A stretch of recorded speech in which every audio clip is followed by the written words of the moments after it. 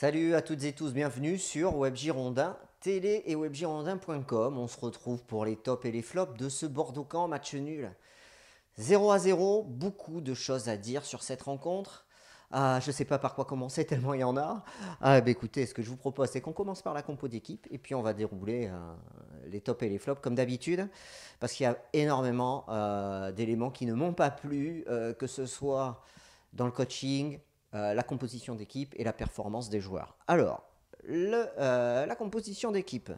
Benoît Costil dans les buts, c'est un classique. D'ailleurs, on peut se poser la question si Ricardo fera tourner pour les coupes en laissant du temps de jeu à un autre gardien, à Gaëtan Poussin notamment, qui s'est installé au poste de numéro 2. Bon, c'est à voir. Donc ensuite, Palencia qui fait son retour, qui n'avait pas joué face au Zénith jeudi. Koundé qui fait son retour aussi, qui n'avait pas joué face au Zénith jeudi. Pablo qui est là, toujours présent. Et Pounjé, latéral gauche. On pouvait penser qu'il aurait soufflé, Maxime Pounjé, ce ne fut pas le cas. Otavio qui n'avait pas joué jeudi face au Zénith est aligné et titulaire. Chouameni également, qui n'avait pas joué face au Zénith, est titulaire. Le Rager, lui, est là. Kalou, Briand et Kamano, les trois qui étaient titulaires face au Zénith, sont là. Donc on s'aperçoit qu'il y a eu pas mal de turnover et qu'on ne vienne pas m'expliquer la fatigue, etc., qu'elle a joué sur la mauvaise deuxième mi-temps des Girondins. Ça n'est pas une excuse recevable, parce qu'en plus, il l'a dit en conférence de presse, les joueurs se sont préparés pour aligner les matchs, et ils font beaucoup tourner. Il y a 40% de l'équipe qui est changée, donc Palencia, Koundé, Otavio, Chouameni, ça fait 4 joueurs. Et puis si on avait voulu faire tourner plus, il suffisait de mettre Karamo titulaire face au Zénith, puisqu'on savait qu'il n'allait pas jouer face à Caen. Autant le mettre titulaire face au Zénith, mais Ricardo a préféré ne pas le mettre titulaire face au Zénith et laisser sa ligne d'attaque. Voilà. Donc ça aussi, on s'est privé d'un turnover supplémentaire et d'un bon joueur face au Zénith qui aurait pu avoir du temps de jeu et on aurait pu par exemple faire souffler François Kamano ou lui donner un petit peu moins de temps de jeu face au Zénith. Voilà. Mais bon, ça n'a pas été le cas. Donc ensuite, voilà, sur les hommes qui composent cette équipe des Girondins, sur l'organisation, on repasse sur un 4-3-3 à plat. On n'est plus en 4-2 3-1 comme on avait vu Bordeaux évoluer lors des derniers matchs où on avait Sankaré qui jouait quasiment derrière l'attaquant en numéro 10. Là, c'est pas du tout le cas. On pouvait espérer Valentin Valla en numéro 10. Ce ne fut pas le cas non plus. On joue sur un 4-3-3 à plat. Voilà. Bon, on peut dire que ça ne nous a pas mieux réussi que l'autre système de jeu. Donc, on a vu plutôt des Bordelais qui ont réalisé une belle première mi-temps avec beaucoup d'envie. Et en deuxième, il n'y a plus rien. Voilà. Il n'y a plus rien du tout. C'est à se demander d'ailleurs s'il y a du coaching à la mi-temps. Moi, je m'interroge beaucoup sur Ricardo. Alors, on l'entend pas, il coache pas pendant le match, il coach pendant les entraînements, ça c'est une certitude. Est-ce qu'il coach à la mi-temps? Du moins, j'espère. Parce que quand on voit la deuxième mi-temps qu'ont fait les Girondins, on n'a rien, il n'y avait plus rien en deuxième mi-temps. C'était zéro, le néant, quoi. Et puis quand on voit les joueurs qui sont rentrés en jeu, alors j'ai envie de faire les entrées en jeu tout de suite, parce que moi, ce qui me marque depuis maintenant un mois, depuis qu'on ne gagne plus, c'est la faiblesse de notre bande touche, quoi. Oh là là là là là, en attaque, il n'y a rien, quoi. Et sur les côtés, c'est pareil, il n'y a rien. Quand on voit que Nicolas Depréville est encore dans le groupe, et encore sur le banc, et quand on voit les entrées qu'il fait, mais il n'apporte rien lors de ses entrées. Pourquoi maintenir un joueur dans le groupe quand il apporte rien? Autant essayer d'autres choses. Moi, j'en sais rien. Des joueurs, on en forme. On dit qu'on a un des meilleurs centres de formation. Et qu'on nous le prouve. Qu'on lance des jeunes. Alors peut-être que Nicolas Depréville, il joue parce qu'il a un des plus gros salaires du vestiaire. Voilà. Donc si c'est ça, voilà. Donc on parlera après de son entrée en jeu. Et on voit l'alternative à Briand. Et on a quasiment pas. Cornelius, il est pas bien physiquement. Ça se voit. Il est cramé. Et tu fais rentrer Cornelius Depréville. Alors même si Cornelius, on peut espérer quelque chose. Il avait fait des bonnes rentrées, notamment face à Nice. Mais là, on voit que physiquement, ça va pas, quoi. Il rentre et est déjà par terre, quoi, dès les premiers contacts. Et il a multiplié les contacts dès son entrée, il était toujours par terre. Donc, il n'a rien apporté. Mais je parlerai après dans les tops et les flops, je vais plutôt réserver pour la suite. Voilà. Alors, donc moi, je suis très déçu parce que ça fait plus d'un mois qu'on n'a pas gagné. Et il y a au moins 4 à 5 joueurs qui ont été en dessous, mais vraiment très en dessous. Alors, je sais que les joueurs regardent. Mais franchement, c'est en dessous, quoi. Je comprends pas. Parlez-vous. Si vous n'êtes pas bien, dites-le. Laissez votre place. Mais laissez la place à des joueurs qui peuvent apporter plus. Mais Alors aussi bien techniquement que dans l'envie sur la deuxième mi-temps et dans le jeu, quoi, le système de jeu, la cohésion d'équipe, il n'y a rien, quoi. Il n'y a pas de fond de jeu, il n'y avait rien. Et cette deuxième mi-temps, je crois que c'est une des plus mauvaises qu'on ait vues depuis que Ricardo est arrivé. Et pourtant, il y en a eu des mauvaises. Voilà, alors Costil, j'ai rien à dire sur le match de Costil, il a fait un bon match. Voilà.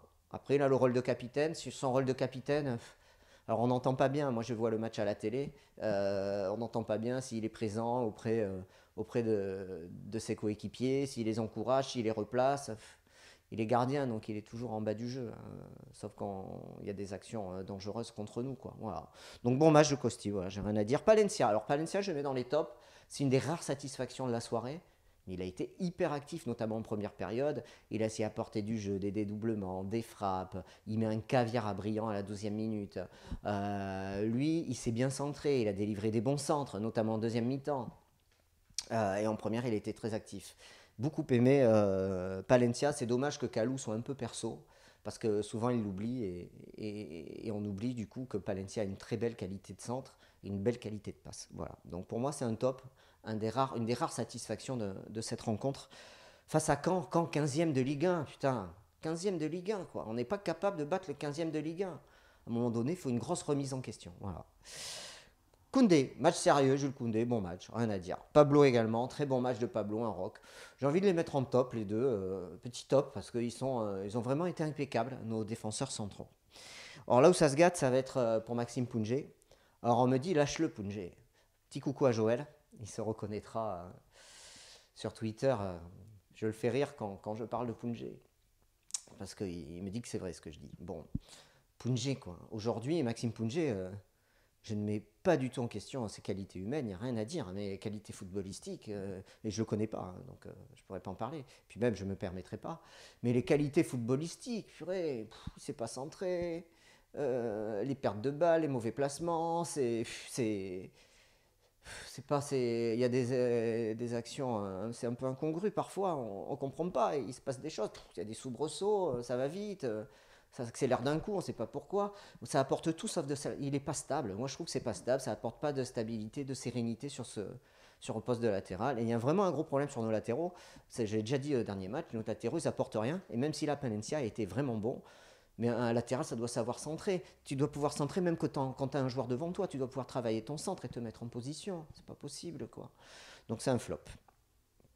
Otavio, très bon match d'Otavio. Alors il s'est un peu éteint en deuxième période. Pourtant, il n'avait pas joué face au Zénith. Et je dis, l'excuse de la fatigue, faut arrêter. Moi, je ne la prends pas. Il y avait 4 à 5 joueurs. Alors attendez, 1, 2, 3, 4 joueurs qui n'avaient pas joué. 4 joueurs sur 10 joueurs de champ, ça fait presque la moitié de l'équipe. Donc non, pas de fatigue, c'est pas possible. Et puis bon, on a des remplaçants, ils rentrent en jeu, donc voilà.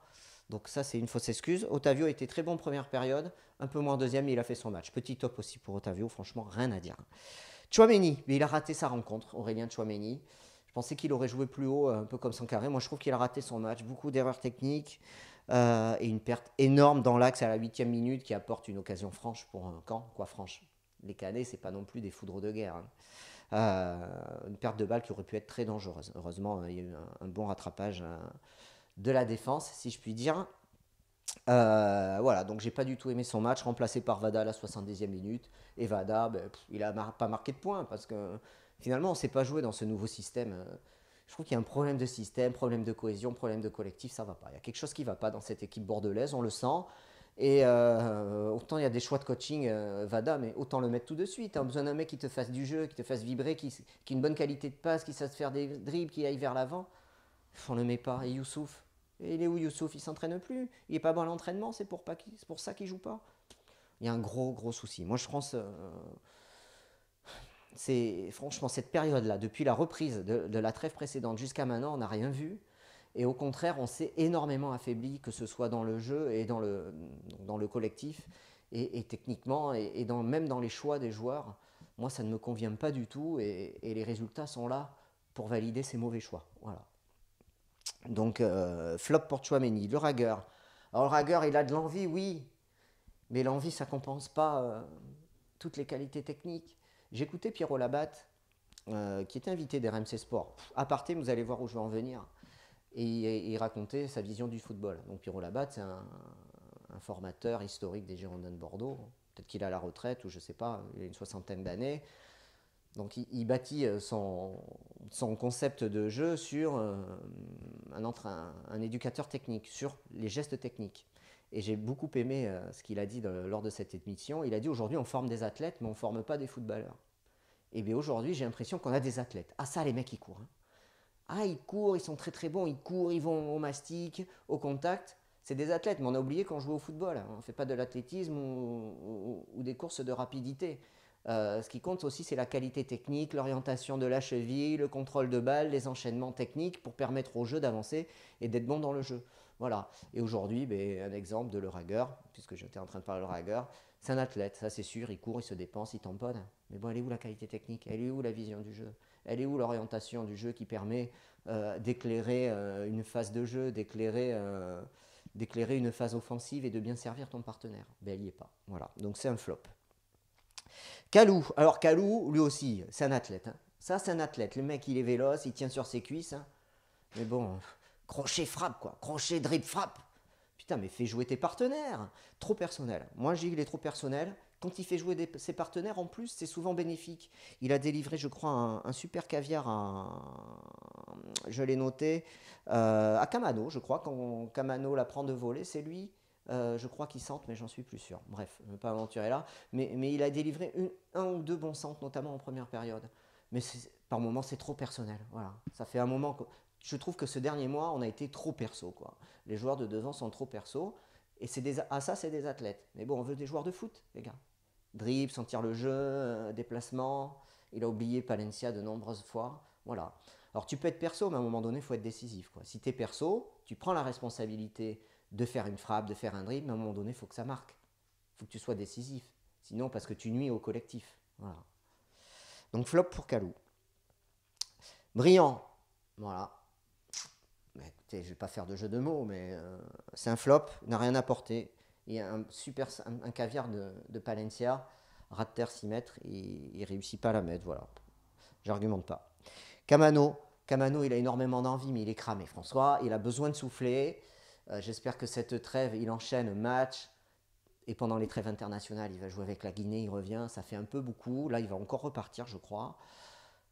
Il aurait fallu le faire souffler ce soir, mais bon, on a préféré le maintenir tout le match. Ce que je peux comprendre, c'est notre meilleur buteur face au Zénith et le maintenir ce soir plutôt que faire tourner avant. Donc bon, il a une grosse occasion, bien servie par Depréville en fin de match, il a la balle de match. Il cadre, hein, mais bon, son tir n'est pas assez appuyé, pas assez précis, il la met pas. Voilà, c'est dommage. Petit flop pour François qui a fait beaucoup d'erreurs techniques. Des fois, il va... Quand tu es moins bien physiquement, à un moment donné, il faut aller chercher la solution collective et pas toujours prendre le jeu à ton compte. Ou alors, pareil, il faut réussir. Il a énormément réussi, c'est notre meilleur buteur du club. Le meilleur passeur, c'est Sankaré, 3 passes. Voilà, donc à côté de lui, il n'y a rien. Personne n'arrive à prendre le relais. Et je redis, on a une faiblesse de joueurs de qualité, notamment sur le banc de touche. Donc Cornelius en entrée, c'est un flop.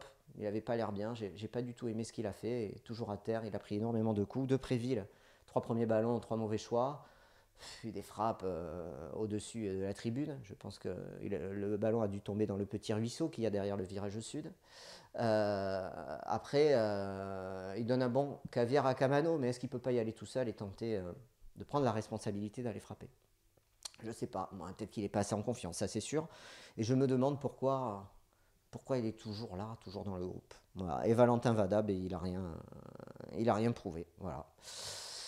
Je suis très déçu, voilà, Top Flop, c'est terminé pour ce match Bordeaux-Caen. Merci à tous de votre fidélité. Et puis écoutez, restez connectés sur Web Girondin avec des surprises dans la semaine. Voilà, allez, salut, à bientôt. Et dites aussi vos tops et vos flops. Hein. Vous n'êtes pas obligé de partager ce que je dis, bien entendu. Allez, salut et à bientôt. Ciao.